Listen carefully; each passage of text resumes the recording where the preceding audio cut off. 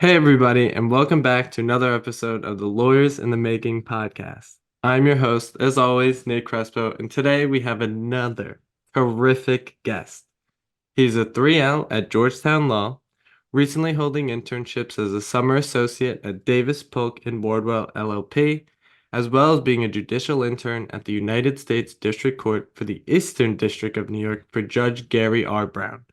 As well, he's a former professional baseball player, being selected in the 17th round by the Arizona Diamondbacks in the 2019 MLB draft. Nick Grande, welcome to the podcast. How are we doing today? Hey Nate, I'm great. Thanks for the introduction. Really excited about this. Appreciate you having me on, and I'm sure it'll be a great conversation. No problem, no problem. Now, Nick, before we get started, can you introduce yourself to the audience, please? Sure. I mean, you did a pretty good job of it right there, but I'm Nick Grande. I'm a 3L at Georgetown Law. I'm from Smithtown, New York on Long Island. I played high school basketball with both of Nate's brothers, Nick and Chris. Went to Stony Brook University on Long Island. As Nate said, played baseball there and a little bit in the minor leagues, and now I'm at Georgetown Law. Yeah, so first, shout out to Nick and Chris. Yep. Those are my two brothers. Nick was fortunate enough to play basketball with them. For me, I've known Nick Grande for a very long time. He's known me for a very long time. Um, I was just very young though. I don't know how many years older you are, but I was probably like 7 when we first met. Yeah, Um, you definitely didn't have that facial hair at that time. no, I didn't. The beard was definitely not there. It's a new thing too. I'm trying it out. Uh, Looks good. Thank you. I appreciate it. I need that confidence boost. I need to let myself know the beard looks good. But I'd just like to say before anything is that you were truly the inspiration of this podcast. I have to say, you were like when I would tell people about I'm starting a podcast, I'm doing this whole thing, there is no straight path to law school, that sort of thing. They asked me, "Oh, like what's an example of that?" And I'm like, "Well, I know this guy." And he went to go play baseball. He got drafted into the major leagues. Now he's at Georgetown Law. And I always told it was the same story I told everyone every time. So I just want to let you know that you truly were like one of the big inspirations of this podcast. And it's very, very thank God for your existence. Because who knows, this podcast may not be there. So let's start talking about you here. So you went to Stony Brook, 2016, graduating 2020, played D1 baseball. Were you thinking about law school at all when you were in college? Can you describe that a little bit? Yeah, I mean, it was an interesting path for me because I always kind of had a feeling that law school would be my plan after college. And going into my freshman year at Stony Brook, that was kind of the more likely plan than playing professional baseball. That kind of came out of nowhere a little bit. I mean, you always have confidence in yourself and set high goals for yourself, but going into my Stony Brook career, I never would have expected to be a draft pick after my junior season. So law school was really my plan A from the start of college. And then obviously my baseball career took off a little bit in my first few years at Stony Brook. But yeah, I had always planned to go to law school. And then once the draft became, a possibility and then eventually, a likelihood during my junior season, it got pushed back a little bit. But even with that, that was always my post baseball plan was to go to law school. I think it's just crazy that your plan A was not to go to the major leagues. I'm a little shocked right now because I'm just imagining myself in that sort of position. It's like I'm coming into college. I want to go to law school. It's like, oh, now I'm going to the Major League Baseball. It's like that I can't. I'm trying to wrap my mind around that right now, but I can't. That's Well, crazy to me. every level you play at, there's always different challenges. And so, as a high school player, your goal is to be a starter in high school and to contribute to the team there. And then you get to Stony Brook and you just want to get playing time at Stony Brook. You're not thinking too far ahead because then you'll lose your focus on what's next. So really, as a freshman, my goal was to become a starter at Stony Brook. My goal wasn't to be an MLB draft pick. It was kind of just a one day at a time kind of thing. So but like I said, it took off a little bit, but it was really it was unexpected, at least from the beginning. It just through your words, I can already tell you have the perfect sort of mindset for law school because you're never looking too far ahead, which is always a good thing. Um, and you're always keeping on task with the thing in front of you. I could already tell. But so you get drafted into the MLB.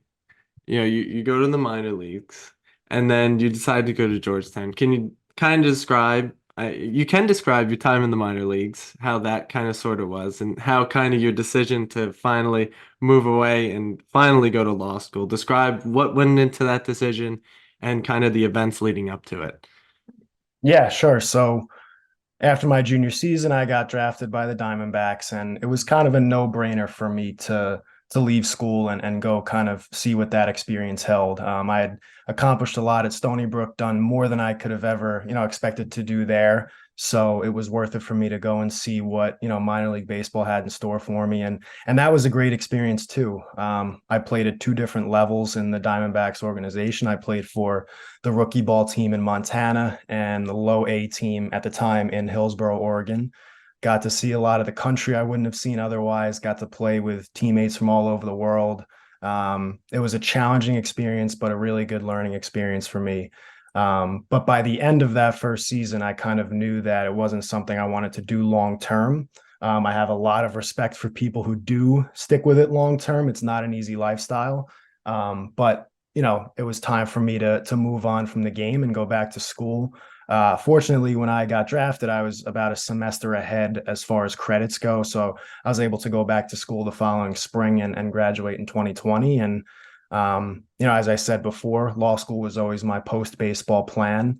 But because of everything with baseball, the years leading up to that point, I hadn't studied for the LSAT. I hadn't taken the LSAT. I hadn't done a lot of the things you need to do before you go to law school. So graduated in 2020 and kind of took that year to study, take the test, apply to schools. By the end of the year, I had sent all my applications out, and then the following year decided on Georgetown. I actually grew up a Georgetown basketball fan. You can ask my friends from high school; they probably know that about me. One of the few Georgetown basketball fans on Long Island, but so that wasn't the only reason I chose Georgetown. Obviously, it's a great law school, and the basketball team hasn't been great since I've been there, but yeah, that's where I decided to go, and very happy with the decision. I've really loved my time there so far.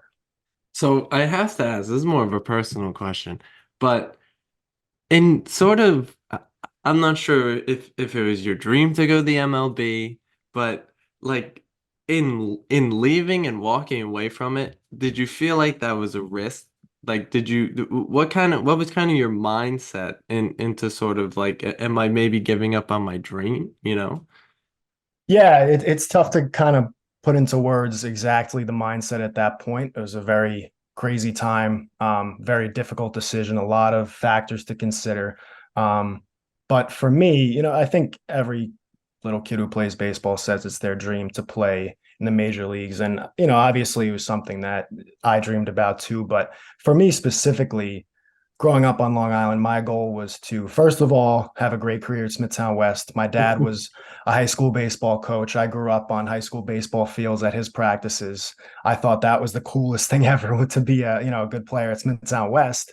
And then, being the local kid at Stony Brook University, that was my dream, was to be a great player at Stony Brook and represent Long Island on the field there. So once I got to minor leagues, obviously that's, an incredible accomplishment, something I'm very proud of. But by the end of that season, I had really accomplished everything and more that I had ever wanted to in the game of baseball.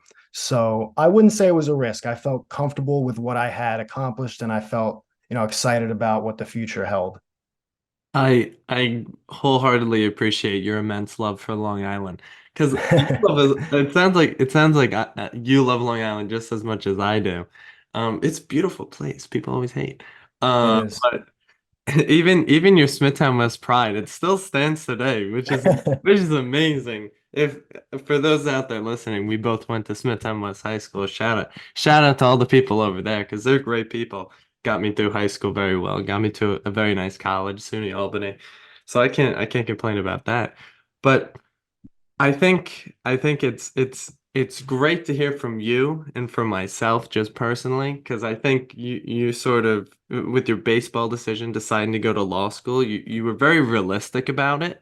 And I know just from my personal experience in just life in general, which I haven't had that much life anyway, but in the short life experience that I have, there's always this very big tension between, sort of the reality of the situation and the sort of dreams that are beyond reality. So I think, you kind of made that pros and cons list and kind of wrote it out and was like, what's the best decision for 5 years from now? And realistically, because I think, like you said, there's so many levels to it. Like, my brother, Chris, but my brother Chris, he obviously played Division II basketball, and he always talks about the levels to the game that, going from Division II to Division I is a huge jump. You think some guy in D2 is a freak athlete, you know, no, check out the guy in D1. He could jump out the gym and shooting 50% from three. Uh, Right. so it's and that I think that sort of analogy exists everywhere, and it's always important for myself, and clearly it was for you to keep in mind that the sort of levels you get into, like the stakes get higher, the people get bigger, they get faster, they get stronger. So I commend your decision really, because I obviously it's been a very good decision for you. And just looking on the outside, I mean, listen, you go to Georgetown Law School. So let's talk about Georgetown Law School. Can other than you being a Georgetown basketball fan, what were some other factors going into the decision to go to Georgetown? Yeah, so I wanted to stay relatively close to home. I don't think I applied anywhere further south than DC in relation to Long Island.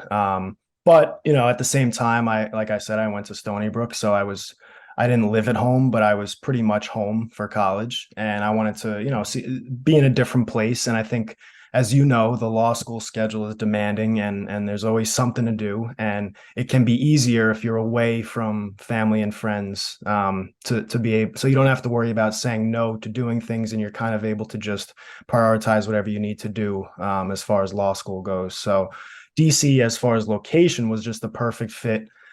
Being close to home, it's an easy train ride back home for the holidays or anytime I need to be home for anything, but far enough where I have my own space and I'm able to take care of what I need to do. And, aside from that, Georgetown's a great school, awesome professors. I think one cool thing about Georgetown is that, a lot of the professors have very, very interesting professional backgrounds. I remember when I was considering Georgetown, I had an alumni tell me, like, you may have a professor who's teaching your class on Tuesday and then, testifying at a congressional hearing Wednesday, or is a guest on, CNN or Fox on Thursday. It's just a very impressive faculty and a very impressive body of alumni. And that really drew me to Georgetown too. So really just the prestige of the school and also the location were two of the biggest things for me. I like that you started when you started talking about law school, how rigorous it can be. That you said that, as I know, I actually don't know anything about it, but I've talked to more than enough to people to get as traumatic and scared about it as I may want to in my mind. So let's talk about your personal experience. Let's talk about the first year. It's always the most traumatic for everyone. What is it as traumatic as everyone says? I don't think traumatic would be the word.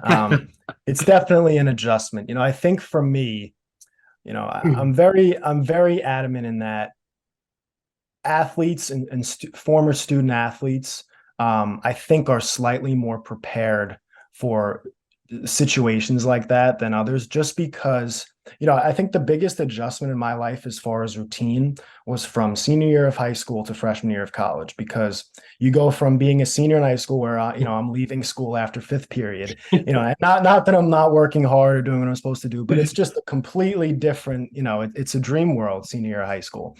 But then freshman year of college, especially as a student athlete, my schedule was class from 9 to 12, practice from 1 to 4, lift from 4 to 5, class from 7 to 9, and then do it again Monday through Friday.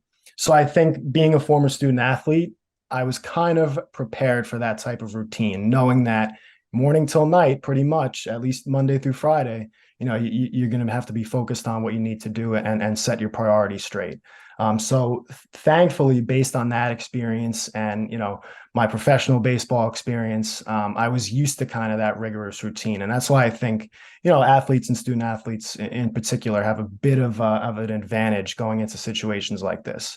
But, I think the best advice I got going into law school was worry about yourself as much as you can. Law school is much more overwhelming when you're listening to what other people are saying. Oh, this person has read 3 weeks in advance, or is already starting their outline, or has a job lined up 2 summers from now. Like you hear murmurs about those things, and who knows what's true and what's not. And if you take it too seriously, or worry too much about what other people are doing, then it can get overwhelming. But the greatest extent possible that you can focus on yourself and what you need to do, you'll be in a much better spot.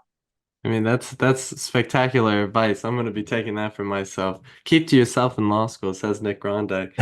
Um, yeah, and I think going back to your previous points about being a student athlete, my two brothers play college sports. I was actually talking to one of my good friends yesterday. He plays a Division 1 volleyball, and he was telling me about how big of a commitment it is, and his day starting at 7 a.m., going all the way to 7 p.m., having practice, having lifts, having to go to class. There's just so much to it. It's such a big commitment.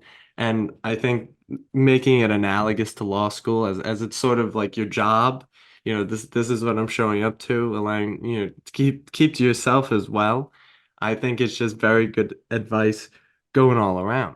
Now, after your first semester and getting into that winter period, how was that winter period? Like I'm trying to get into what sort of the experience after that first semester, because I feel like a little bit of weight is off, but the pressure's still sort of on. Can you describe that?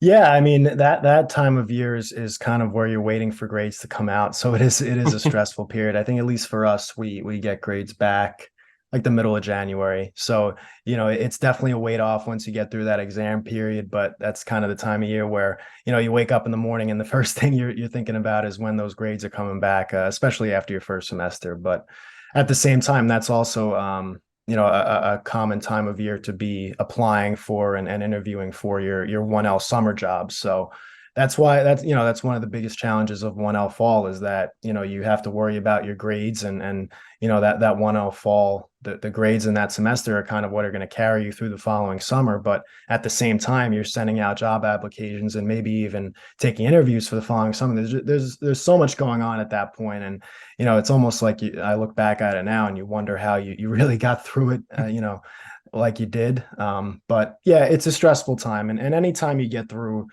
the final exam period and you're home for the holidays or you have a break, it's definitely a weight off. But it does take a little bit of time for that stress to wear off because you're so used to waking up and going to the library and spending all day in the library studying and then taking exams. So it takes a little bit of time for that to wear off, but the breaks are always nice. Yeah, hearing all this, I'm still forever blessed to still be in college. I'm ready for the challenge of law school, but not having to wake up and go to the library. I could go to like the gym or something. Like that, it's nice right now. But when I get to law school, I know I'll be ready for it. I have to ask though, the can you kind of talk about the internship process? I know summer internships, but this is great for sort of the audience because it's very fresh in your memory. I know the previous couple episodes, I've had people that are like a year or two out of law school, but this happened only 2 years ago. So can you kind of discuss what goes into the interview process, getting an internship, finding the internships even, like where do I start? Yeah, it seems like it should be fresh in my memory, but in law school years, 2 years ago feels like 10 years ago. So I'll do my best to to remember. But so from the advice I got, it seemed like you want to have the majority of your applications sent out, if not by the end of the year, in 1L fall, like by the end of December, at least like around the time before you get back to school for the spring semester. And then it depends the type of job you're applying to. Government jobs often take a while to hear back from. judicial internships, it really depends on the judge. Some try to hire early, some it could be as late as, March, April, in that spring semester. So it's very dependent on what you're looking for. I had a family friend who um, was a judicial intern his 1L summer in the Eastern District of New York, with a different judge than who I interned for, but he helped walk me through the process, and he really enjoyed that internship, spoke very highly of like the value of being a judicial intern for a law school student, especially someone like me who was leaning towards doing litigation work in the future. So Mm. I pretty much sent out an application to like every single judge in the Eastern District of New York. But I will say I had heard very good things about the judge who I ended up interning for. And if I had to choose, that's who I would have picked if I had that choice, hypothetically. But so I was very happy to hear back from the clerks in his courthouse. And if I remember correctly, it was like maybe end of February, early March that I heard back and had an interview and was offered the position, and was very excited about that. It was kind of the best of both worlds for me because Eastern District of New York has two courthouses, one in Brooklyn and one in Central Islip, which is right on Long Island. And this judge was out of the Central Islip courthouse, so it was a very good position for me to put on my resume as learning experience, but also it was close to home. I was able to live at home on Long Island my 1L summer, and save some money in that way, but also have a really good learning experience. So I have two things. First, the Central ISA building. I went there this summer actually, part of my internship. We took a tour. We met Judge Bianca. Do you know who that is? Mhm. Oh, that Yep. I I know he's not listening, but like one day I need to meet that guy and talk to him because he's unbelievable. He was like one of the most perfect human beings. I know there's no perfect human beings, but this guy like the nicest person. He has like seven kids. He has an adopted special needs child as well from like China. Like this, oh my goodness. I love that guy so much. Did you meet him? I did meet him very briefly, but everybody, you hear from has Oh has yeah. nothing but great things to say about him. Oh, he is amazing. But let's talk about your judge, not to gush about Mr. Bianca, but let's talk about your experience. What did you do there? How was it? Did you enjoy it? Did you not enjoy it? Give us the Oh, rundown. yeah, I enjoyed it very much. It was awesome. It was, if I could recommend to a first year law student, what 1L summer position they should apply for, especially litigation based, it would be a judicial internship. And Judge Brown was incredible. I was very fortunate to learn from him and work with him, and his clerks at the time were very helpful. I learned so much, like so much. And being a judicial intern is just very valuable because you see behind the scenes, right? You see what judges think about briefs that are written and submitted. You see how judges react to certain arguments that are made in court. And for somebody who's going to be a lawyer in the near future, that's very valuable to see what works and what doesn't in the courtroom. And one of Judge Brown's most valuable pieces of advice was, as a law student, you learn even more from watching bad lawyering than you do from watching good lawyering, because you see what to stay away from in the courtroom, and what to avoid, and what doesn't really go over so well in the eyes of the judge. So no, it was an awesome experience. And that during that summer, that's, speaking of having a lot going on at once, that's kind of also the timeline for applying to 2L summer jobs, which is crazy to think of. But July, August, that's when you're sending out your applications, especially if you want to work private at a big law firm. So the judges' clerks were very helpful in putting together and submitting my applications and interview prep for that. So overall, it was just a really, really valuable experience that I look back on a lot, and some of the things I learned. So I hear that the law clerks are helping you, and that has something to do with something I like to talk about, networking. Can you describe your networking experience? How has it been? And how important is it, or has it been, to your sort of professional experience so far? Yeah, networking is really important. And I can't say exactly how much it's paid off yet, but like you say, it's a long-term thing. You just want to make as many relationships, have as many conversations as you can, and that sets yourself up for down the road. And so my networking experience so far was mostly occurred leading up to that 2L summer application period where I was considering different firms I wanted to apply for, and I would look at the list of staff, and I would look for either Stony Brook grads or Georgetown Law grads, and just cold emailing people and having phone conversations with whoever would answer. And how do you like your firm? How do you like the work you do? Let's keep in touch, that sort of thing. And that's really what you need to do as a law student. It's really on you. You can not network at all and see where that takes you, or you can kind of um, make it a priority to reach out and to put together a list of relationships and people that hopefully will pay off in the future. And like you said, for example, the clerks in my judicial internship, the people I met this past summer at the firm, you never know how those conversations and those relationships will help you later on in life. And especially in a career like law, where it's common you hope to find a place where you're happy and you stay long term, but a lot of people bounce around to different positions, and there's so many different things you can do with the law degree. So you never know how one conversation or one relationship will pay off for you in the future. Yeah, I couldn't agree more.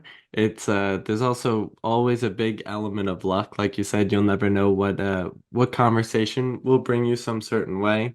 But I also know that, if you talk to more people, the more people you talk to, the more chances you'll get at having that groundbreaking conversation that will kind of bring into other things. As well, to one of your points, there is a lot of volatility with people with law degrees from me researching to find guests for this show.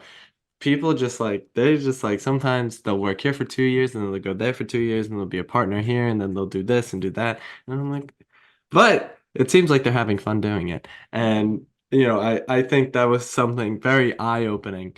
Because I think in part, I made this podcast because as I started talking to people very early on and my own networking experience, I guess you could call it, there were just like there's a lot of myths. The legal field as a profession is like this big, giant, like Mount Olympus myth of like, it's the most holy thing in the world and there's so much going on and if you don't figure this out by now, you won't be successful in the field. So, I'm always more impassioned to talk to more people and get out there and network a little bit more because I like to break down the myths. I like to see, reality as it is, maybe I could say.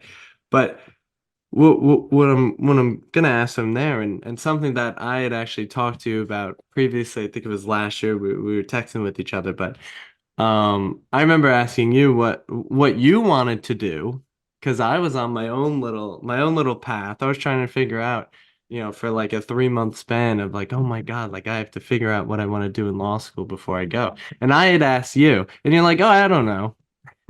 And it blew Yeah. my mind. So can you kind of talk about that fact, not knowing what you want to do with the law, and kind of discuss how, your kind of path to finding out what you wanted to do? Yeah, no, that's a great question, and it's important for people to hear, especially people who are going into law school and are a little bit worried about that. And like you said, myths. There are a lot of myths about law school and the legal field, and I definitely think that the idea that you need to know exactly what type of law you want to do or what position you want to have after law school before even being in law school is definitely one of those myths.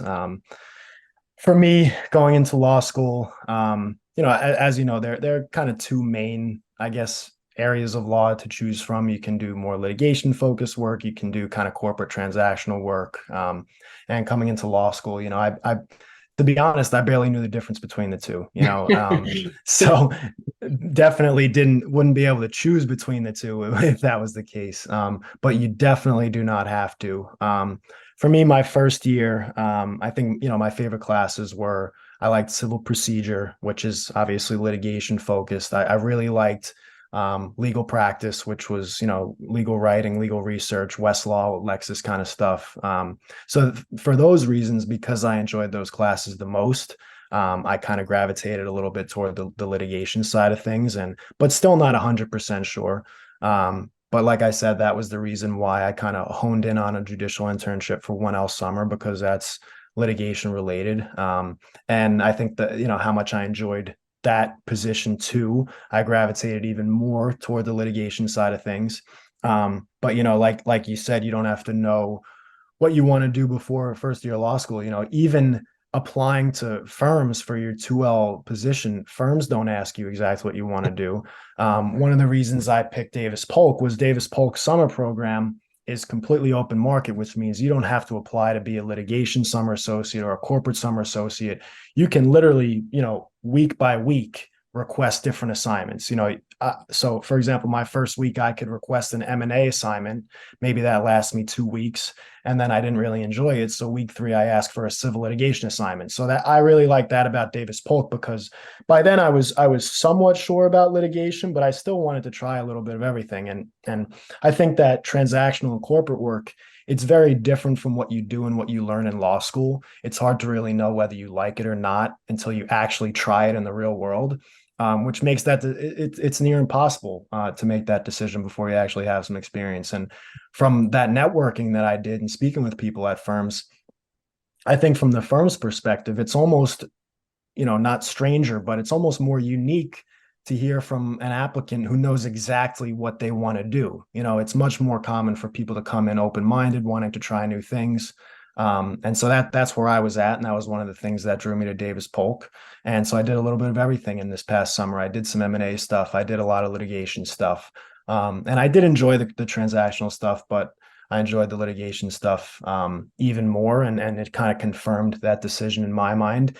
And then when accepting the offer, that was finally when I did have to give an answer of what I wanted to do. But that's the end of your 2L summer. So anytime before that, I'm sure it's helpful if you come in knowing, but you don't have to, unless you really, really have, a background in something, say it's IP law, you have a science background or something like that, and you're really, focused and confident about that, then you follow that path, and that's great. But if you don't, there's no pressure at all to kind of rush that decision. You actually answered a question that I was going to ask. You just answered it.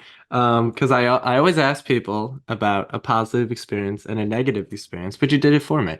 Obviously at your experience at Davis Polk and Wardwell, you didn't like the transactional stuff, but it is.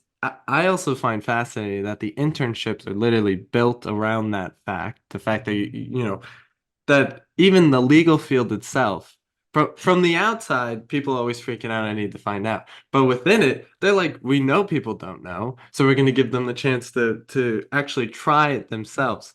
Yep. Because I think that's the biggest thing that I kind of found, talking to people, is that they always said, like, I really wanted to be a trial lawyer, and then I worked with someone who was doing trials, and I was like, I never want to do this again for the rest of my life.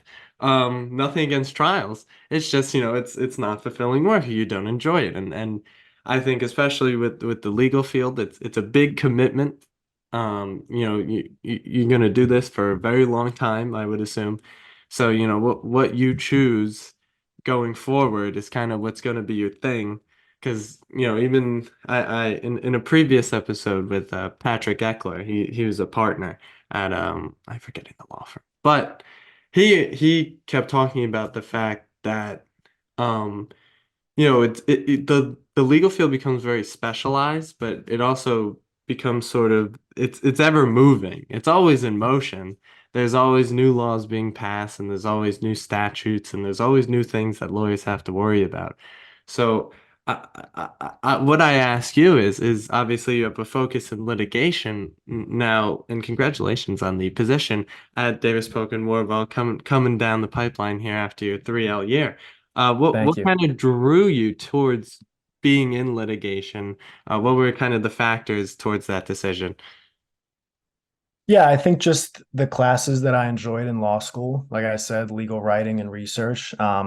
At Georgetown, there's something called the Law Fellow program, which is where your second year you can apply to basically be like a tutor in a legal research class, and you have a group of like 8 to 10 1L students, and you help them with their memos and their legal writing and their legal research. And I did that, and I really enjoyed that.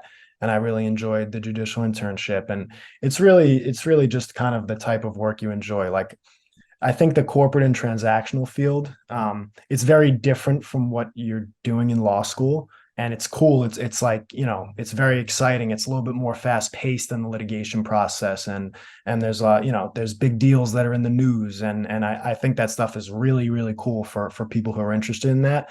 But I really enjoy like the law school process. Like I like reading cases. I like researching on Westlaw. I like writing memos and writing, argumentatively and persuasively. And that's the litigation field. And so that's kind of what drew me to it. And you know what? I haven't done it as a full-time job yet. So hopefully that stays true. But that I've just been kind of drawn to that side of things. And that was kind of confirmed for me this past summer. And it's nothing against the corporate practice. Like I said, that's really interesting work. But I've liked litigation up to this point, and I'm confident that I will at the firm as well. Yeah, as they say, only time will tell now. But I have to ask, is it focused towards anything specifically? Like, are you planning to be a trial lawyer, or are you only honestly, I don't know how it works. So can you sort of describe like what would I know you don't know your day to day, but do you have like a rough idea of what it maybe could be? Yeah, so at Davis Polk, every firm does it differently. At Davis Polk, I believe they have four main litigation practices. They have white collar, civil litigation, antitrust, and IP litigation. But if you're a litigation associate, your first 3 or 4 years, you're just general lit. So you can do any of those.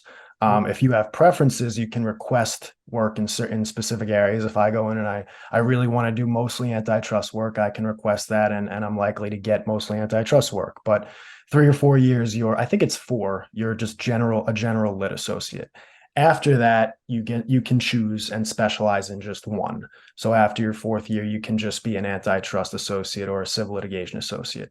So I'm mostly interested as of now in white collar and civil lit. Mhm. So that's likely to be mostly what I'll do when I start. At least that's what if I do request something specific, that's what it would be. But I like that, similar to that open market summer program. I like that it's kind of an open market lit program for the young associates, where you can kind of try a little bit of everything and you don't have to specialize from the start. And my hope is that after a year or two, I say, wow, like I really love white collar. I want to do this as long term or whatever it may be. If it's antitrust, it may even be IP.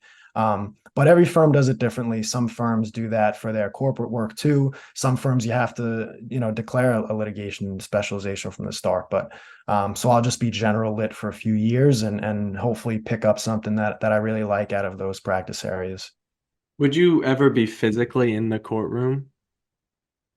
I think it definitely takes at least a couple years to get to that Um, position, but you never know. I mean, every case has a team of lawyers on it, from first year lawyers to a partner or two. So if that case goes to trial, everybody has a role, and you may find yourself in the courtroom early on. So I guess I'll find out. That'd be a cool experience, but we'll see. have you ever done any moot court or mock trial or anything like that? I haven't. No, no. The only thing I've done at Georgetown was that law fellow program, and journal, but I haven't done moot court or mock trial. Part of the reason I didn't do that was, like I said, coming into my 1L year, I wasn't like completely sure about litigation or corporate, and I didn't want to sign up and then realize that I didn't like it and I wanted to do corporate work, and then I'm doing mock trial or moot court for 3 years, with where it's not something I want to do in the future. And that's not to like dissuade people from trying that out, even if they're not 100% sure. But that was kind of my thought process, as far as those things. Yeah, I actually just unfortunate. I not I it's bittersweet, but I recently just retired from the U Albany mock trial team. Shout out to them. They're all amazing people over there. We came in second place at our tournament. Our last Wow. yeah, my last ride. I was pretty passionate performance by me. But everyone did so well. I personally love mock trial. It That's is great. It's definitely a lot of work though. Um, I'll be honest, I was slacking a little bit this semester. I hope the team's not listening. I was one of the coaches even, which makes it even worse. But we still went out there, still came in second place. So, a win's a win. You walk away with that. That's pretty So good. I just had to ask those questions. But so your 3L year so far, how's it been? Can you sort of describe what the third year in law school is like for the people out there?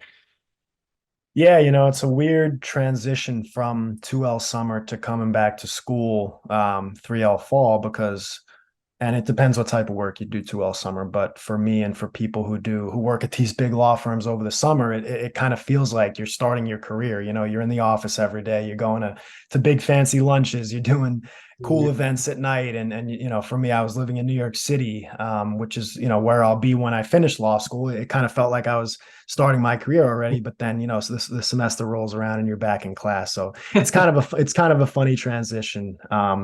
But yeah, it was a good semester. Coming into my 3L year, I had 27 credits left, and so I did 15 in the fall, just so I only had 12 left for the spring. So it wasn't like an easy 3L semester, at least for the fall. I was pretty busy, but it was good. And now I only have 12 left for the spring, and I'm taking at Georgetown. They're called week one courses, so like the week before classes officially start, there are some courses that you can take that are Monday through Friday. They're either 1 or 2 credits. So I'm taking a 2 credit week one that starts next Monday. So then I'll only have 10 left for the spring semester. So the fall, even though I'm a 3L, it was pretty busy. I had 4 exams. There was a lot going on, but I think the spring I'll be at least by March or April, I'll be riding off into the sunset a little bit. We'll see.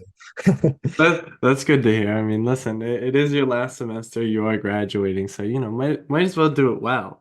But Right. I have to go back and I have to ask about your experience because I totally forgot to say that when I was talking about your summer associate position. You were living in New York City. How was the experience of going to work? I don't know. Did you work in a tall building? These are important questions to me. Yeah, it was pretty tall. It was neat. It's New York, so they're all pretty tall. What floor were you getting off at? I have to ask.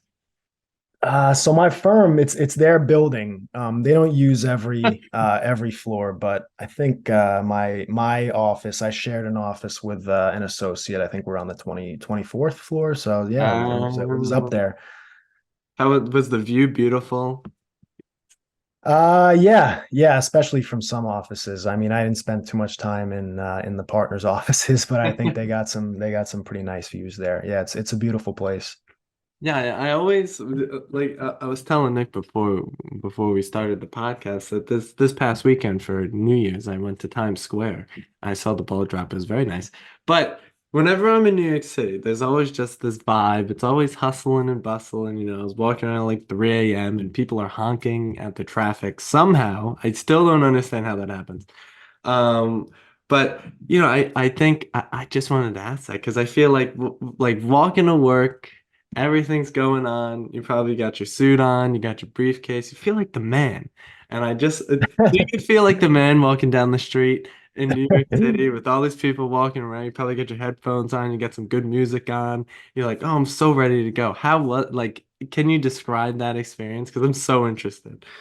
Yeah, it's cool. I mean, I love New York City. I love kind of, being part of the commute in the morning and being part of the commute coming home. And there's so many people, and it depends on the type of person you are. Some people don't like that, that vibe and the crowds and everything, but I like that. And it was really cool. I mean, I've always loved New York City. I always loved going in there growing up and, being from Long Island. It's just a cool place. So, and I was fortunate enough. I lived with my brother over the summer because he had an internship, an accounting internship, so which was like a few blocks away from my office. So we lived with each other for a few months, and we both were able to walk to work. So the convenience of that, and just kind Mhm. of living that close to being right in Midtown. And you're right. I mean, the commute and just being a part of like the whole vibe of the city. And I've been to a lot of places, a lot of cities. I absolutely love DC. I'm gonna miss it there, but for me, nothing compares to New York City. I mean, like you said, you could walk out at 2 a.m. and it's like the middle of the day there. It's just a very unique Mm. place, and I really enjoy it. I'm looking forward to getting back. It never sleeps. It really doesn't. I was there and I was like, wow, this place just keeps going and going. I know it was New Year, so it was a little different, but like even then, like I was like, this is crazy. I still can't believe people were honking at each other at 3 a.m. It's like, guys, where are we all going?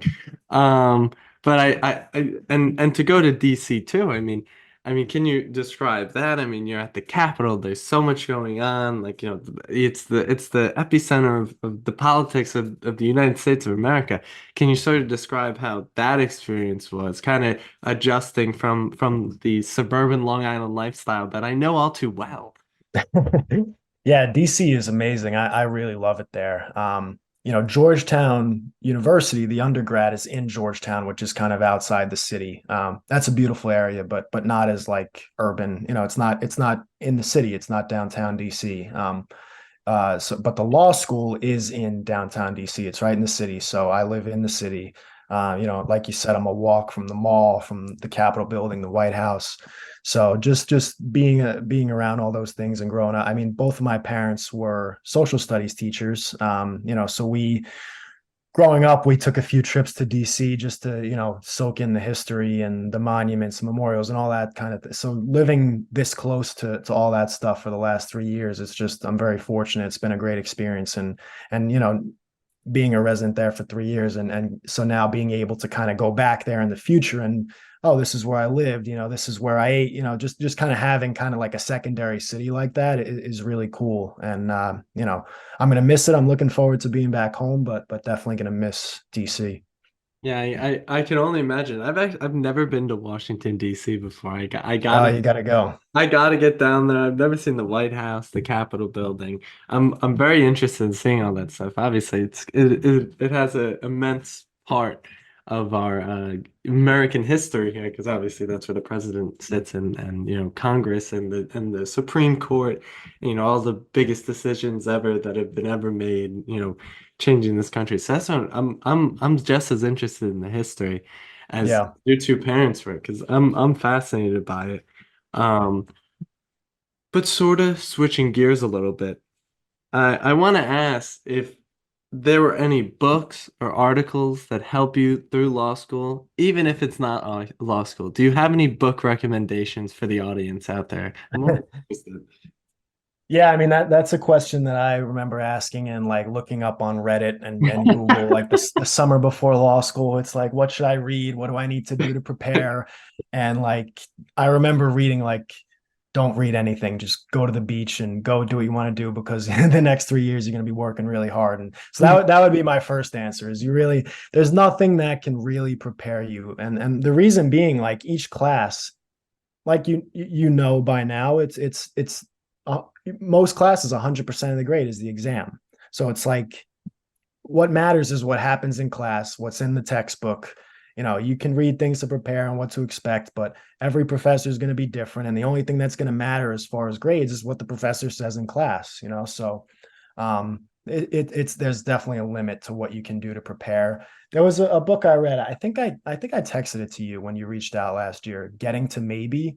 That was a good one. If you want to like know what to expect as far as how the usual class experiences and the usual exam questions, but definitely like no recommended or no required reading before law school, because it's different than what you've done before, and really different from what you can prepare for. But yeah, that was a book I remember reading beforehand, and it was pretty helpful. But just that summer before, I'm sure you're always doing something, so you'll be working or doing something. But other than that, relax as much as you can, because it is hard work once you get started. I absolutely will be. Don't worry about that. But I ask again now. Any just books for life in general. I'm a reader. I'm always looking for book recommendations Okay. every day of my life. Do you got any? Any of your favorites? What's your favorite? Yeah, so my favorite like nonfiction, it's a sports book, but it's an autobiography called Open.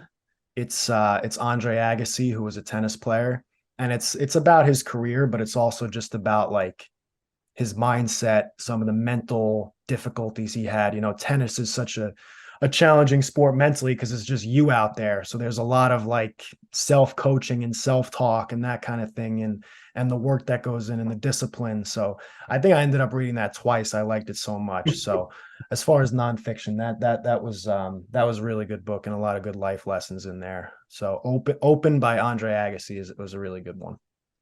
Yeah, I'll be completely honest. That was like the last thing I would expect to come out of your mouth. Um, and that's I now I have to read it because it sounds very niche. I don't even know who Andre Agassi is. I don't watch a lot of tennis though, so maybe that's that. But And you're young. I I always got my books on hand. I got my Nietzsche on me right now. I'm a There you philosophy go. major, so it's almost like if I don't have a bedside philosophical book, it's like you're not even a real philosophy major. Um, but it was a free time thing at first. I wasn't even a philosophy major at first. You were political science. What went into that? The political science major, I have to ask. Yeah, I mean, Stony Brook didn't have like a pre-law program. So as far Mhm. as the majors that were available, I felt like that was the most closely related to, law school or what goes into that. I was a political science major and a history minor. Social studies was always my favorite subject. I wasn't going to be a math major. I liked math, but probably wasn't going to be what I what I wanted to spend 4 years at Stony Brook doing, and wasn't science or anything like that. So, I think other than political science, like for law school, like the business majors are potentially helpful depending on what type of work you want to do in the legal field. But philosophy, political science, those sort of things where you're reading, and kind of like that reading comprehension and long form writing and that kind of thing. I just felt like it was the most related to uh, my future in law school if pre-law wasn't available. Yeah, I know you're always getting straight A's. So, what I have to ask because this is more because I'm in college right now. I get it. For the political science, are you more of a political theory guy or more of a political science guy? I don't know if I'm prepared to give you a good answer on that one. It's always the time-tested question. I if I were to give my personal opinion on the podcast right now, I despise. I don't. It's not like I hate. Like, oh my God, I hate everyone who does it. But political science, I can't get through it. I love political theory because it's just philosophy. So, you know, Yeah. I get to backdoor some stuff. Through my classes.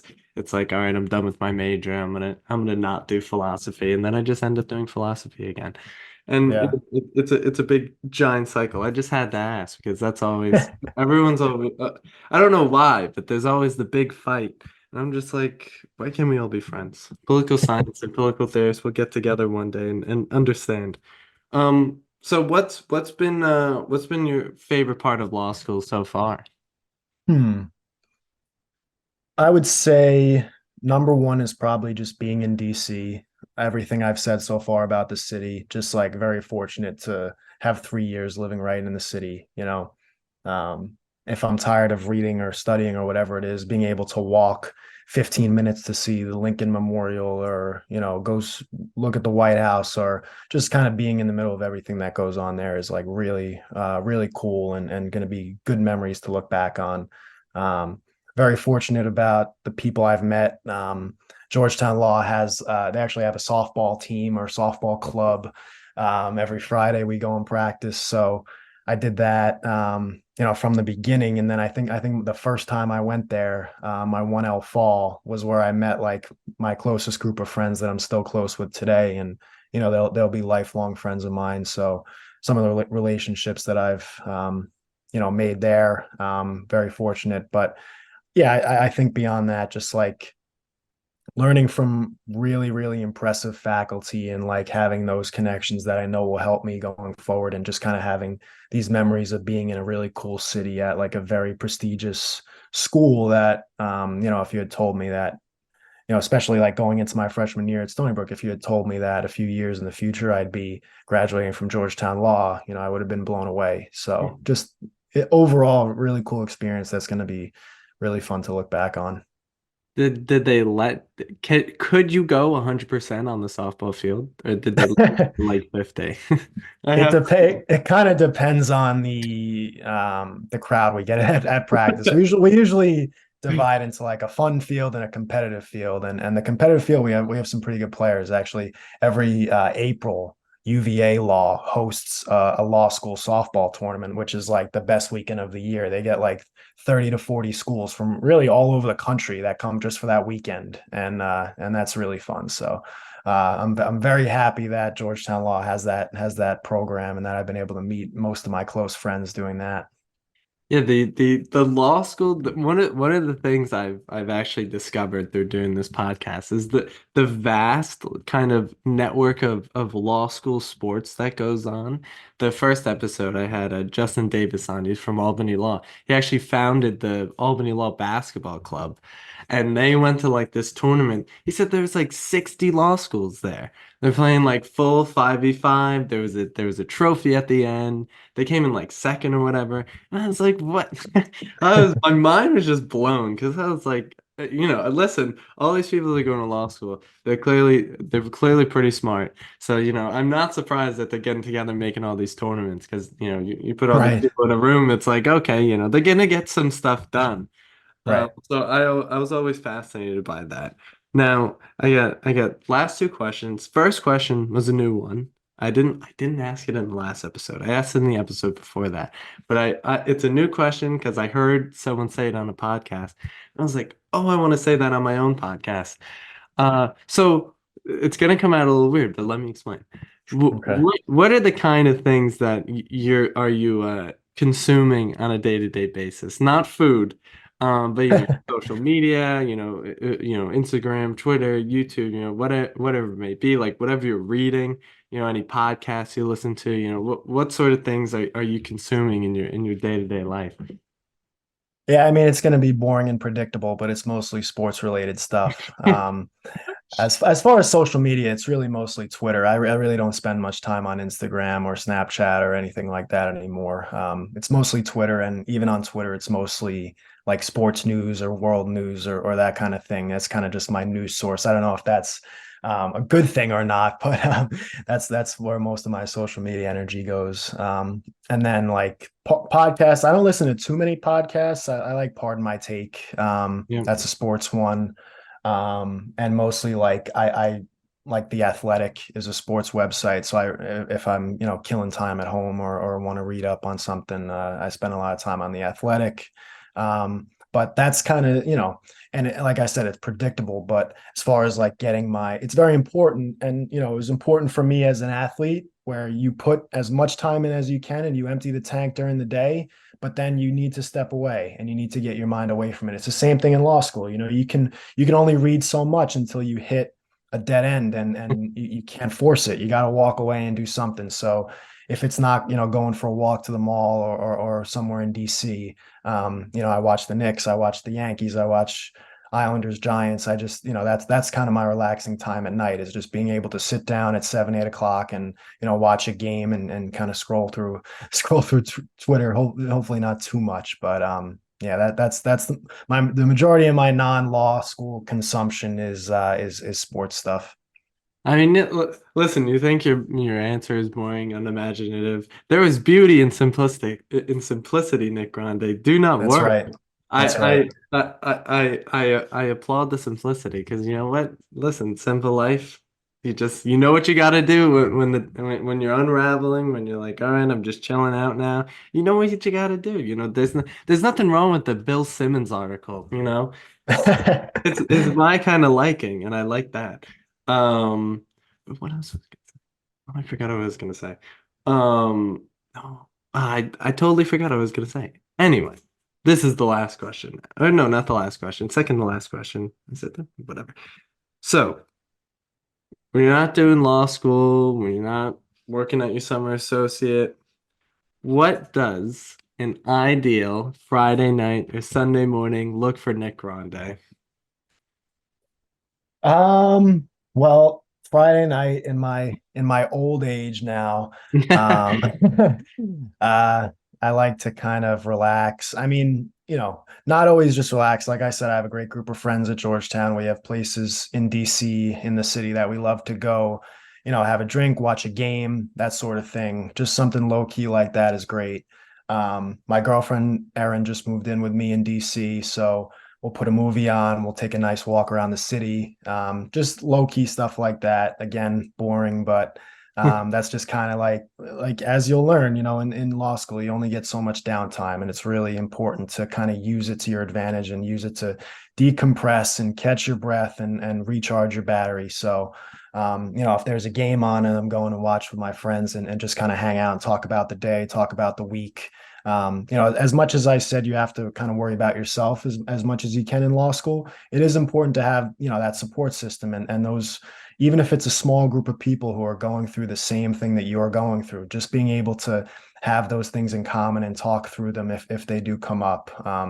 That's always important. And that's something that I'll definitely miss about DC is being on your own schedule as a student and getting to take those Thursday or Friday nights to go sit down, have a drink and watch a game or Sunday mornings walking around the city. But yeah, low key stuff like that. That's like what I look forward to and what even kind of, to an extent motivates you to get through a day of, reading a law school textbook for 5, 6 hours or whatever it is. And looking forward to doing those things to kind of, take the edge off a little bit and decompress. Yeah, once again, I'm gonna give this to you. When you write your book and you're big and famous, it needs to be called Beauty and Simplicity. It will be the title. You don't have to attribute it to me. I'm giving it to you. You have full right because you Perfect. really it's a simple. You live a very simple life, and I very much enjoy it because there's not it keeps it structured. I sometimes I struggle with that. I'm a very unstructured guy. I have like to-do lists, but they're like, they're just there. They just stare Yeah. at me at the wall.